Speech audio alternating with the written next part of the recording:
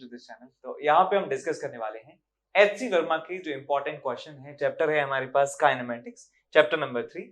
और ये जो क्वेश्चंस हैं, ये क्वेश्चंस हम आपके साथ डिस्कस करेंगे। ये क्वेश्चन जो है ये सिलेक्ट किए गए हैं, हैंड पिक किए गए हैं, जिससे कि आपका सबसे कम टाइम में सबसे ज्यादा जो है आपको बेनिफिट मिल सके इस चैप्टर का। तो सबसे पहला सवाल स्टार्ट करते हैं क्वेश्चन नंबर 12। क्वेश्चन नंबर 12 आपसे कहता है a particle starts from a point A and it travels along the solid curve shown in figure. Find approximately the position B of the particle such that the average velocity between the position A and B has the same direction as the instantaneous velocity at B.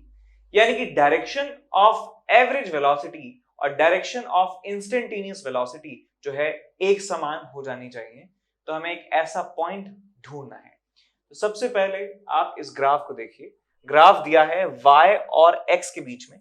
y और x के बीच में जब graph दिया जाता है, इसका मतलब वो उसका ड्राइंग है। बेसिकली इस पार्टिकल का ड्राइंग है। ये पार्टिकल इस रास्ते से जाता है। ये रास्ते का फोटो आपको दिया है y-x ग्राफ, यदि आपको दिया है तो ठीक। y-x ग्राफ का मतलब क्या हो गया?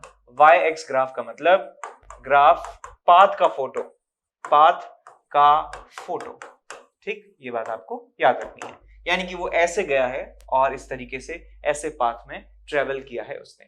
ठीक, तो हम जानते हैं कि एवरेज वेलोसिटी का फॉर्मूला क्या होता है। Average velocity is equal to displacement divided by time taken. और जो एवरेज वेलोसिटी है, एवरेज वेलोसिटी हमने बता दिया, और एवरेज वेलोसिटी एक वेक्टर क्वांटिटी है और यहाँ पे डिस्प्लेसमेंट एक वेक्टर क्वांटिटी है। तो मैं यहाँ कह सकता हूं because time is positive, time interval जो होता है, टाइम टेकन जो होता है वो हमेशा पॉजिटिव होता है। तो जो एवरेज वेलोसिटी की डायरेक्शन होगी वो डिस्प्लेसमेंट की डायरेक्शन से डिटरमिन होने वाली है। तो यहां पे मैं लिखूंगा कि direction of average velocity, direction of average velocity is same as direction of displacement, और डिस्प्लेसमेंट का डायरेक्शन कैसे देखते हैं? इनिशियल पोजीशन से फाइनल पोजीशन की तरफ होता है डिस्प्लेसमेंट का डायरेक्शन। एंड यहां पे लिख सकता हूं that is from initial position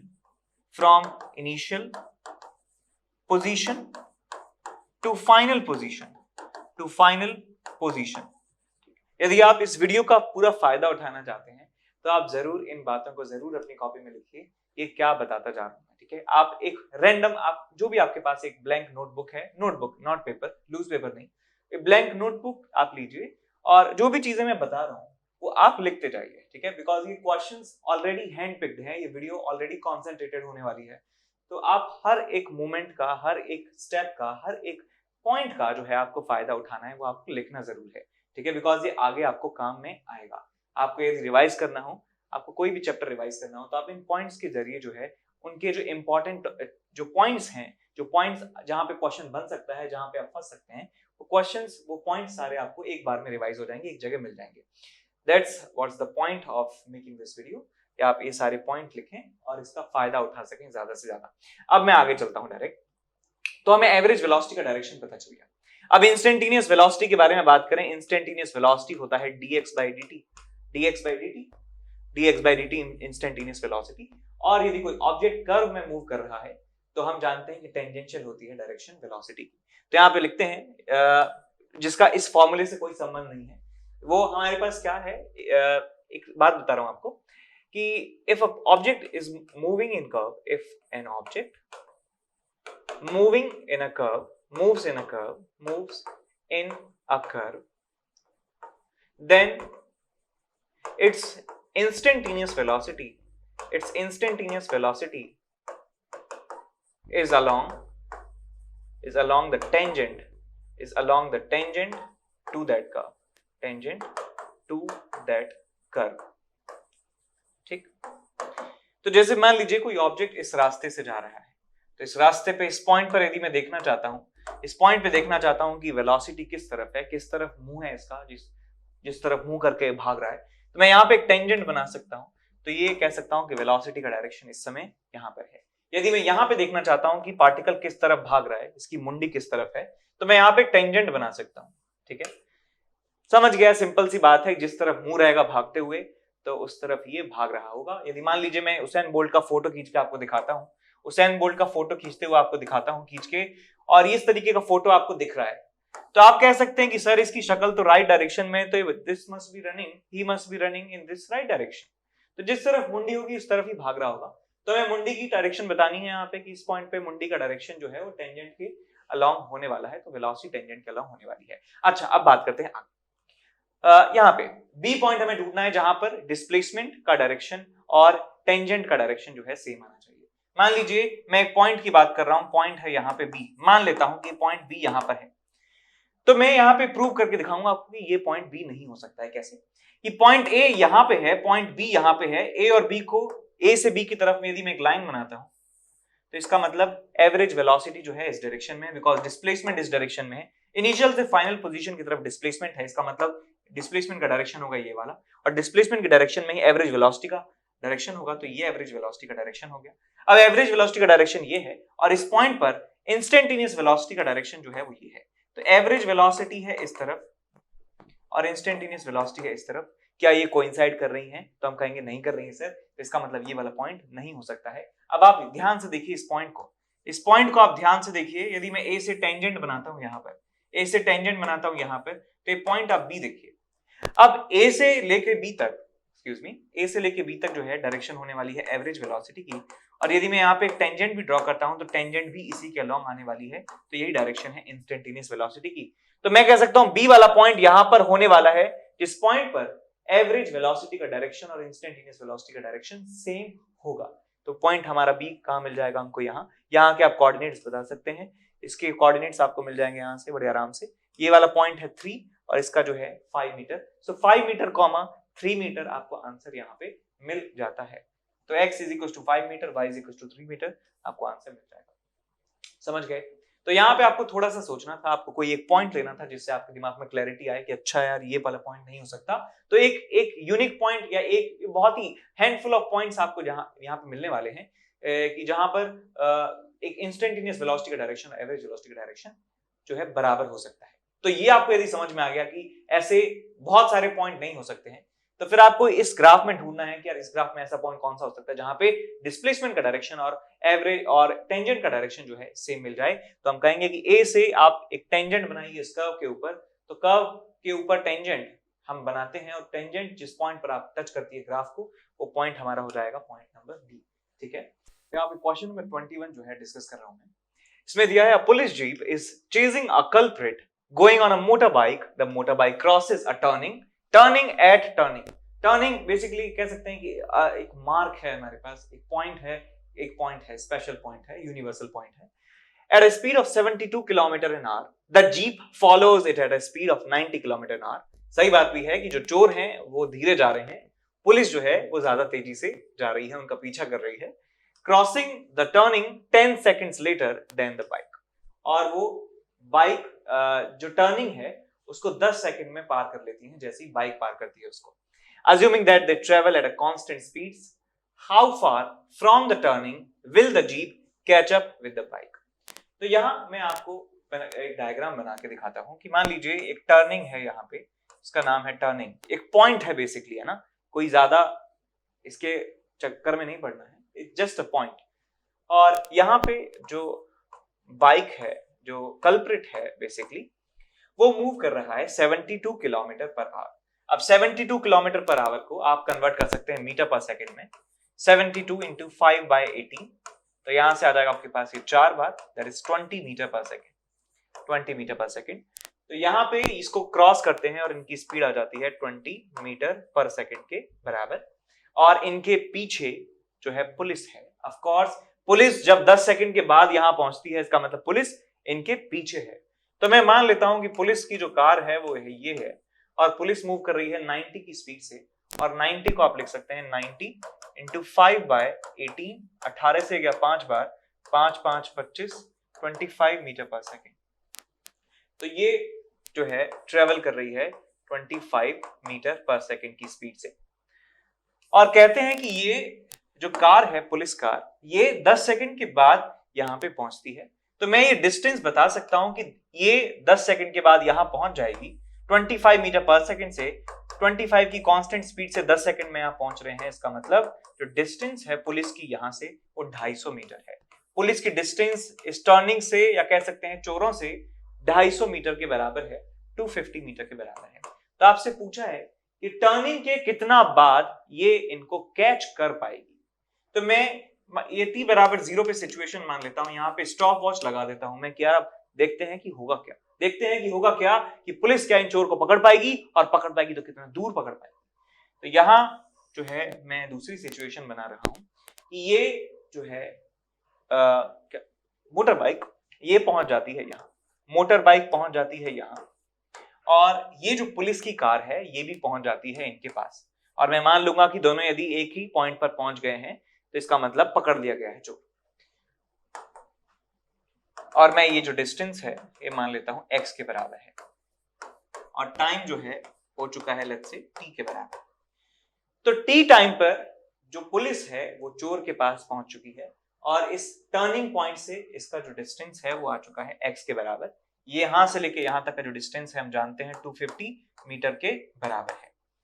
तो मैं कह सकता हूं कि ये दोनों ऑब्जेक्ट जो हैं सेम टाइम पर सेम पोजीशन पर आ चुके हैं, सेम टाइम पर सेम पोजीशन पर आ चुके हैं। तो मैं कह सकता हूं कि इस साइकिल को, इस बाइसिकल को, सॉरी एक मोटरसाइकिल को जो टाइम लगा है, मोटरसाइकिल को टाइम लगा है यहां से यहां आने में, कह सकता हूं x/20 के बराबर, और उतना ही टाइम लगा है इस कार को यहां से यहां आने में, विच इज 250 प्लस x, आने में कितनी स्पीड से 25। सो 250 प्लस x डिवाइडेड बाय 25।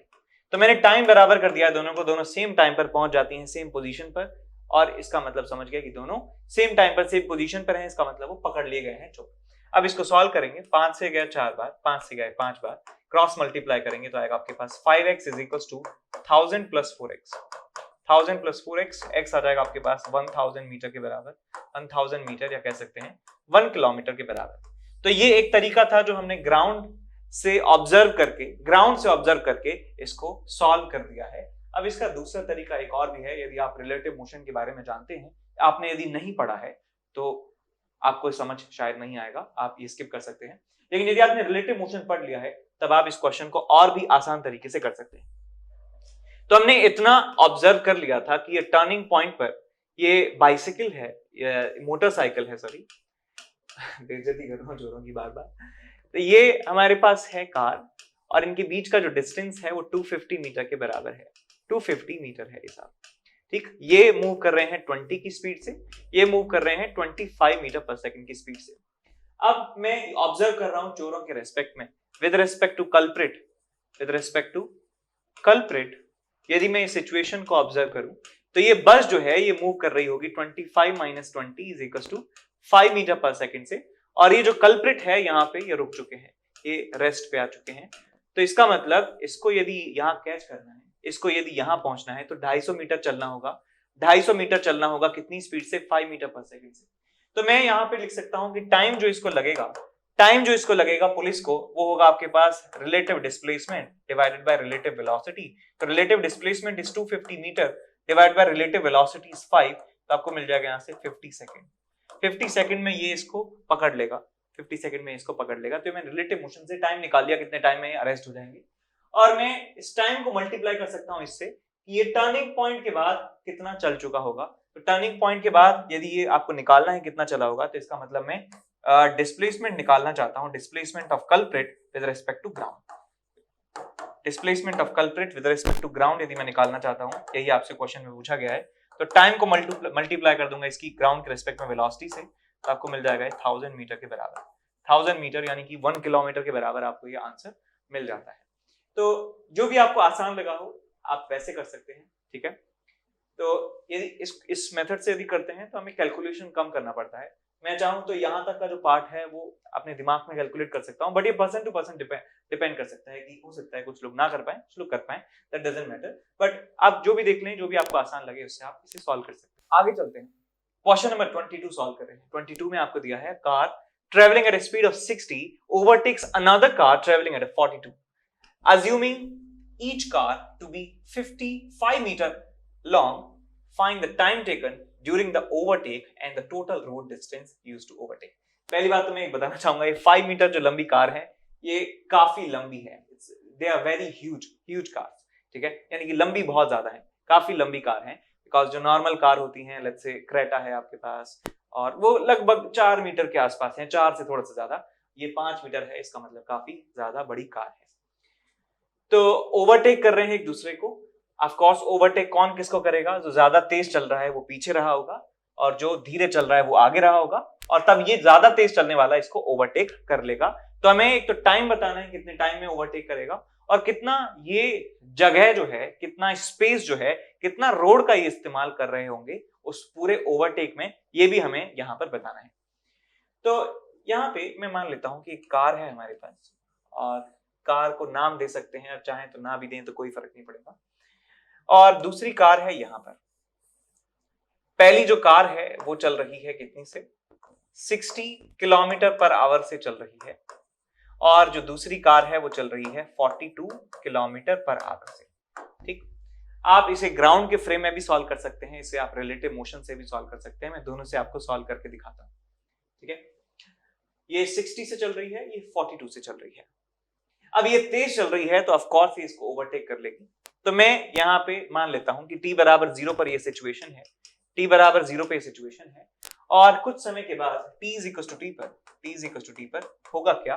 ये वाली कार भी आगे बढ़ेगी, ये वाली कार भी आगे बढ़ेगी, लेकिन ये ज्यादा तेज चल रही है, इसका मतलब ये ज्यादा आगे बढ़ जाएगी, और मैं मान लेता हूं कि ये ओवरटेक यहाँ पे हो जाता है। ओवरटेक हो जाते हैं तो ये जो कार है ये यहां पर रही होगी और चल रही होगी 42 से, और ये वाली जो कार है ये आगे निकल चुकी होगी, तो ये कहीं पहुंच जाएगी, लेट्स से यहां पर। ये जस्ट ओवरटेक इसने किया है, जस्ट ओवरटेक किया है। तो मुझे पहले तो कैलकुलेट करना है कि कितना टाइम इनको लगा होगा। तो यदि टाइम हमें निकालना है तो देखिए कुछ कैलकुलेशन करते हैं।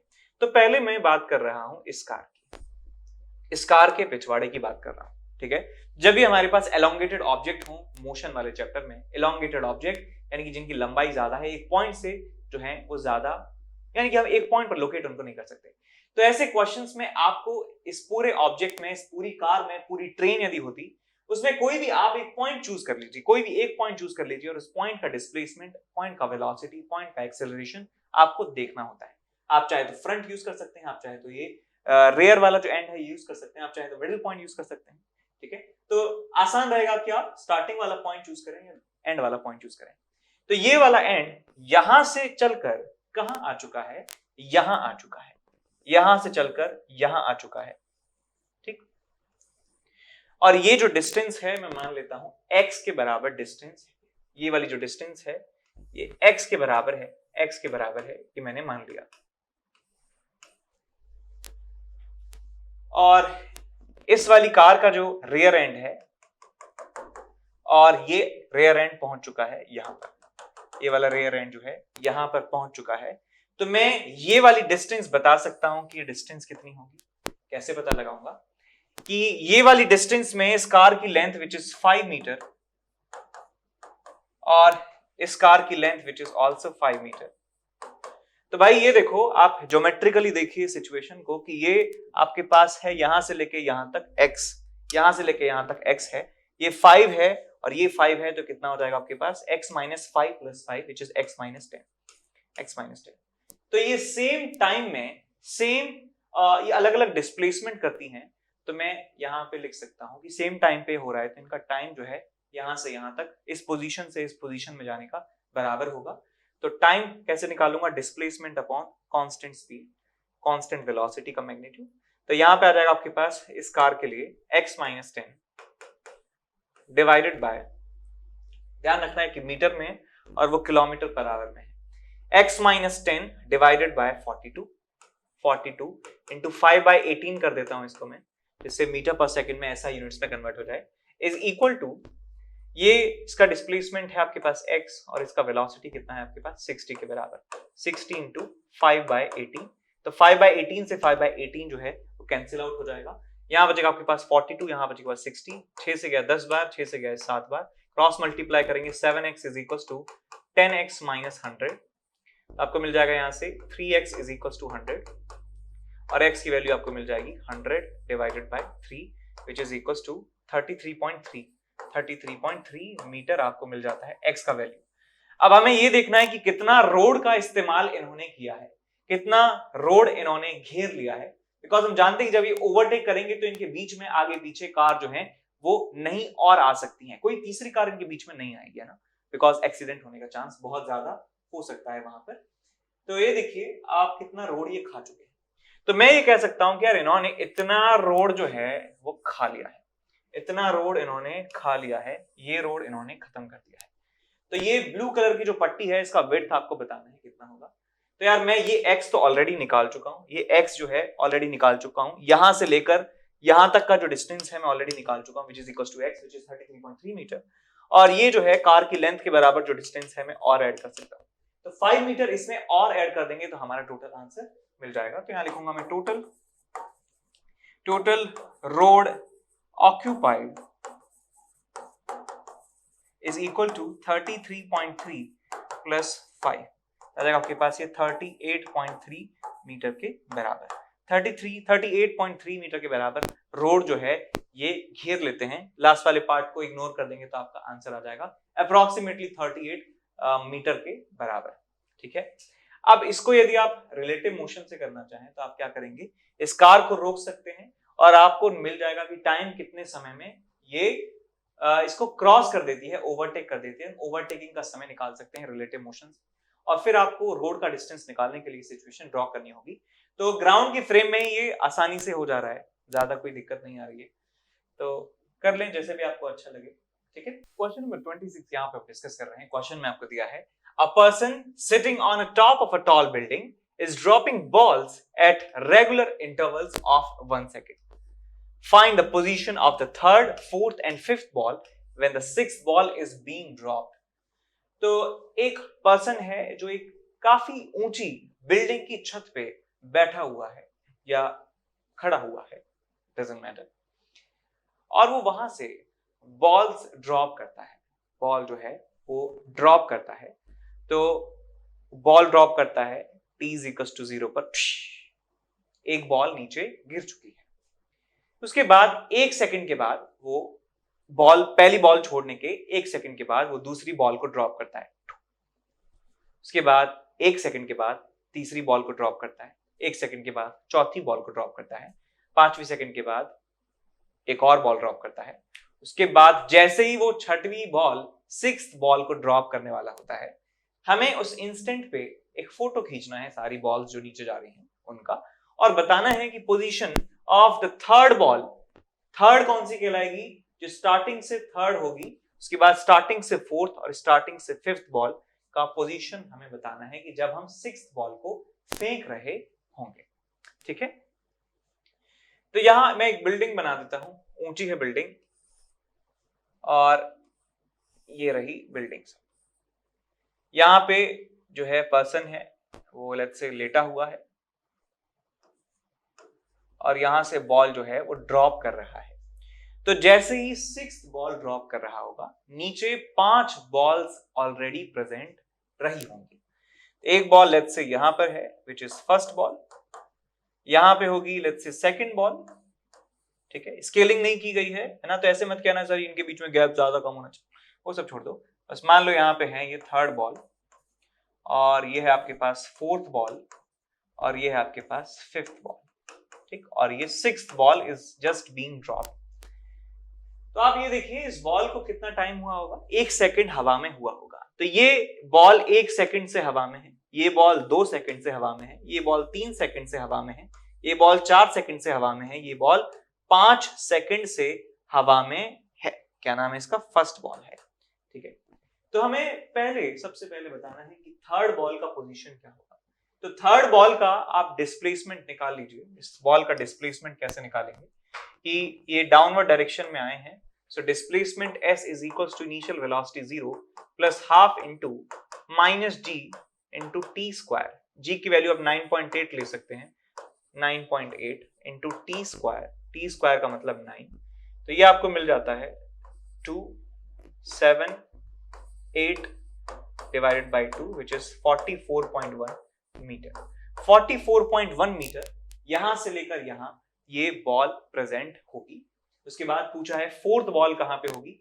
फोर्थ बॉल का मतलब है ये वाला डिस्प्लेसमेंट आपको निकालना है 2 सेकंड में जो हुआ है, तो 2 सेकंड में होने वाला डिस्प्लेसमेंट निकाल सकते हैं। s is equal to 0, initial velocity सबकी 0 है बिकॉज बॉल को जस्ट ड्रॉप किया गया है, half into minus 9.8 into t square which is 2 square, तो एक 2 से एक 2 चला गया, तो आपको मिल गया 6,119 माइनस 19.6 आपको मिल जाता है, माइनस 19.6 इसका पोजीशन। और इसके बाद फिफ्थ बॉल के बारे में पूछा है। फिफ्थ बॉल 1 सेकंड से हवा में है, तो 1 सेकंड में होने वाला डिस्प्लेसमेंट आप बता सकते हैं, तो 1 सेकंड में होने वाला डिस्प्लेसमेंट होगा आपके पास 0 plus half into minus 9.8 into t square which is 1 square, तो आपके पास है माइनस ऑफ 4.9 मीटर के बराबर।